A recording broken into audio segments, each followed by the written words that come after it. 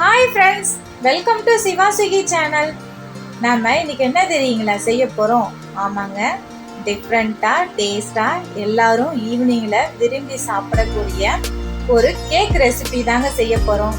அது எதை வச்சு தெரியுங்களா? வீட்டில் இருக்கக்கூடிய கோதுமை மாவை வச்சியே கேக்கு நாம் ரெடி பண்ண போகிறோம். அதுவும் அவன் இல்லாமல் குக்கர்லேயே ரெடி பண்ண போகிறோம்.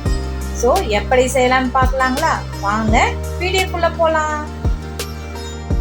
பாருங்க ஃப்ரெண்ட்ஸ், ஃபர்ஸ்ட் நம்ம அடுப்பத்தை வச்சுட்டு ஒரு கடாய் வச்சிடலாம். கடாய் வச்சுட்டு இந்த கப் அளவு 1 கப்பு வெல்லம் எடுத்துக்கிறோம். உங்களுக்கு வேணும்னா நீங்க நாட்டு சக்கரை கூட எடுத்துக்கலாம். ஸோ நம்ம மெஷர்மெண்ட் கப் எல்லாமே ஒரே கப்பா யூஸ் பண்ணுங்க. அப்பதான் நம்ம கேக்கும் நல்லா வரும் பஸ் பஸ்ன்னு சொல்லிட்டு. ஸோ நம்ம எந்த கப்பால வெல்லம் எடுத்தோமோ அதே கப்பால 1 கப்பு தண்ணி சேர்த்துக்கலாம். தண்ணி சேர்த்து நல்லா மிக்ஸ் பண்ணி விட்டுக்கோங்க. பாகுபாதம் நமக்கு தேவையில்லை.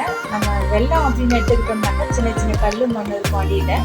ஸோ அதனால கரையிற அளவு கரைச்சி நல்லா வடிகட்டி எடுத்துக்கலாம். அதுக்காக தான்.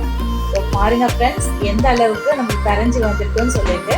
ஸோ இந்த ஸ்டேஜில் நம்ம வடிகட்டிட்டு ஒரு 1/2 மணி நேரம் நல்லா ஆற வச்சு எடுத்துட்டு வந்துடலாம். பாருங்க ஃப்ரெண்ட்ஸ், நெக்ஸ்ட் ஒரு மிக்சிங் பவுல் எடுத்துக்கலாம். பவுல் எடுத்துட்டு ஒரு சல்லடை வச்சுக்கோங்க, மாவு சலிச்சு எடுத்துக்கிறதுக்கு. ஸோ நம்ம எந்த கப்பால் வெல்லம் எடுத்துமோ அதே கப்பால் 1.5 கப்பு கோதுமை மாவு எடுத்துக்கலாம்.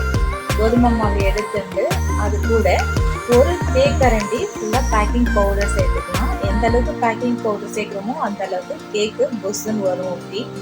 ஸோ அது கூட 1/2 தேக்கரண்டி பேக்கிங் சோடா சேர்த்து நல்லா சலிச்சு எடுத்துக்கலாம். பாருங்க, நம்ம மாவு சலிச்சு எடுத்தாச்சு. ஸோ நெக்ஸ்ட் நம்ம வெல்லம் காய்ச்சி வடிகட்டி ஆற வச்சு வச்சிருக்கோம் இல்லைங்களா? அந்த வெள்ளப்பாகை நம்ம கொஞ்சம் கொஞ்சமாக சேர்த்து அந்த மாவோட நல்லா மிக்ஸ் பண்ணி விட்டுக்கலாம். மாவு நல்லா அழுத்தி பிசையாதீங்க, லைட்டாக மிருதுவாக பிசைங்க. அப்போதான் கேக் சாஃப்டாக வரும். பாருங்க ஃப்ரெண்ட்ஸ், எந்த அளவுக்கு நம்மளுக்கு மிக்ஸ் ஆகி வந்துச்சுன்னு சொல்லிட்டு. ஸோ இந்த ஸ்டேஜில் நம்ம காய்ச்சி ஆற வச்சு ஒரு 1/4 கப்பு பால் எடுத்துருக்கோம். அந்த பாலை நம்ம மாவு கூட மிக்ஸ் பண்ணி நல்லா கலந்து விட்டுட்டாங்க. பாருங்க எந்த அளவுக்குன்னு சொல்லிட்டு. அதே கப்பால 1/4 கப்பு எண்ணெய் எடுத்துக்கலாம். எண்ணெய் வாசனை இல்லாத எண்ணெய் எடுத்துங்க. நான் ரீஃபண்ட் ஆயில் எடுத்துருக்கேன். ஸோ எண்ணெயும் கலந்து நல்லா மிக்ஸ் பண்ணி விட்டுட்டாங்க. ஸோ மிக்ஸ் பண்ண மாவு அப்படியே இருக்கட்டும். அதுக்குள்ள நம்ம கேக்கு ட்ரே இருந்துச்சுன்னா ட்ரேல எண்ணெய் ஓரமாக தடவி ரெடி பண்ணிக்கலாம். கேக்கு ட்ரே ரெடி ஆயிடுச்சு. இதில் நம்ம கலந்து வச்சிருக்கிற மாவை ஆட் பண்ணிக்கலாம். ஆட் பண்ணி நல்லா கலந்து தட்டி விட்டுக்கோங்க. அப்போ தான் உள்ள பபிள்ஸ் எல்லாமே நீங்கி ஈவனாக எல்லா பக்கமும் இருக்கும். ஸோ இது கூட நம்ம மேலே அந்த ஆரஞ்சு கலரும் க்ரீன் கலர் பீஸ் சேர்க்குறோம். உங்களுக்கு வேணும்னா நீங்கள் பாதாம் நட்ஸ் இந்த மாதிரி எது வேணுமோ நீங்கள் இது கூட நெய்யில் வறுத்து ஆட் பண்ணிக்கலாம். பாருங்க எந்த அளவுக்கு இருக்குன்னு சொல்லிட்டு. ஸோ இதெல்லாமே மேலே நீங்கள் சேர்க்கக்குள்ள பார்க்கறதுக்கு கலர்ஃபுல்லாகவே இருக்கும் கேக்கு. சின்ன பிள்ளைங்க கூட சாப்பிட்றதுக்கு விரும்பி சாப்பிடுவாங்க. ஸோ அதனால தான் நம்ம இது சேர்க்குறோம். வெறும்னே கேக்காக செஞ்சோம்னாக்கா பார்க்கறதுக்கு நல்லா இருக்காது. பாருங்க ஃப்ரெண்ட்ஸ், இது கூட வெள்ளரி விதையும் சேர்த்து கேக் சூப்பராக ரெடி ஆயிடுச்சு கலர்ஃபுல்லாக. இப்போது நம்ம ஸ்டவ் பற்ற வச்சுட்டு ஒரு குக்கர் வச்சு உள்ள கலவாடை வச்சு நம்ம ப்ரீ ஹீட் பண்ணி வச்சுருக்கோம். அதில் நம்ம கேக்கு சேர்த்துக்கலாம். சேர்த்துட்டு நம்ம க்ளோஸ் பண்ணி வச்சிடலாம். க்ளோஸ் பண்ணி ஒரு 45 மினிட்ஸ் அப்படியே இருக்கட்டும். நம்ம இடையில ஓப்பன் பண்ண தேவையில்லை. பாருங்க ஃப்ரெண்ட்ஸ், 45 மினிட்ஸ் ஆயிடுச்சு. நம்ம ஒரு நைஃபோ இல்லை குச்சியை உள்ள விட்டு பாருங்க, ஒட்டாமல் வந்துச்சுன்னா வெந்துருச்சுன்னு அர்த்தம். ஸோ நம்ம எடுத்து ஒரு 5 நிமிஷம் ஆற வச்சு ஓரமெல்லாம் எடுத்து விட்டுக்கலாம். பாருங்க எந்த அளவுக்கு அழகாக வருதுன்னு சொல்லிட்டு. ஸோ ஓரம்லாம் எடுத்துட்டு நம்ம கேக்கை தனியாக எடுத்துடலாம்.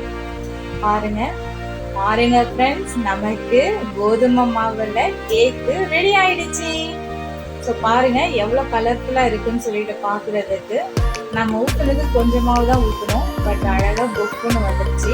ஸோ இது சாஃப்டாக இருக்கா இல்லையான்னு பார்க்கலாங்களா? நம்ம கேக்கு கடையில் போய் வாங்கி எசன்ஸ்லாம் சேர்த்து சாப்பிட்றத விட நம்ம இந்த மாதிரி ஹெல்த்தியாக வீட்டில் உள்ள பொருளை வச்சு கேக்கு நீங்கள் செய்து கொடுத்தீங்கன்னாக்கா எல்லாருமே நல்லா விரும்பி சாப்பிடுவாங்கங்க. அந்த அளவுக்கு டேஸ்டாகவே இருக்குது. ஸோ இது நம்ம எந்த அளவுக்கு பீஸ் வேணுமோ அந்த மாதிரி நீங்கள் பீஸ் போட்டுக்கலாம். உங்களுக்கு எப்படி வேணுமோ நீங்கள் அந்த மாதிரி போட்டு எடுத்துக்கோங்க. பாருங்க எந்த அளவுக்கு இருக்குன்னு சொல்லிட்டு. பாருங்கள் ஃப்ரெண்ட்ஸ், எடுக்கக்குள்ள எவ்வளோ அழகாக வருதுன்னு சொல்லிட்டு. ஸோ எந்த அளவுக்கு சாஃப்டாக இருக்குது பாருங்கள், கலராகவும் இருக்குது, நல்லா அழகாக இருக்குங்க பார்க்குறதுக்கு. ஸோ சாப்பிடக்குள்ள செம்ம டேஸ்ட்டாகவும் இருக்கும். இந்த மாதிரி நீங்கள் கேக்கு செய்து கொடுத்தீங்கன்னாக்கா யாருமே வேணானே சொல்ல மாட்டாங்க. செம சூப்பராக இருக்குது. ஸோ நீங்களும் பசங்களுக்கு செய்து கொடுத்து பாருங்கள், ஸ்நாக்ஸாக செய்து கொடுங்க. பர்த்டே ஃபங்க்ஷன் இந்த மாதிரினா ஏதோ ஒரு ஃபங்க்ஷன்னாக்கா நீங்கள் கடையில் போய் கேக் வாங்க தேவையில்லை, நீங்களே அவன் இல்லாமல் சீக்கிரமாக ரெடி பண்ணி கொடுத்துடலாம். ஸோ நீங்களும் செய்து கொடுத்து சாப்பிட்டு பாருங்கள், எப்படி இருக்குன்னு சொல்லிட்டு கமெண்ட் பண்ணுங்கள், லைக் பண்ணுங்கள், மறக்காமல் நம்ம சேனலை சப்ஸ்கிரைப் பண்ணுங்கள். தேங்க்ஸ் ஃபார் வாட்சிங்.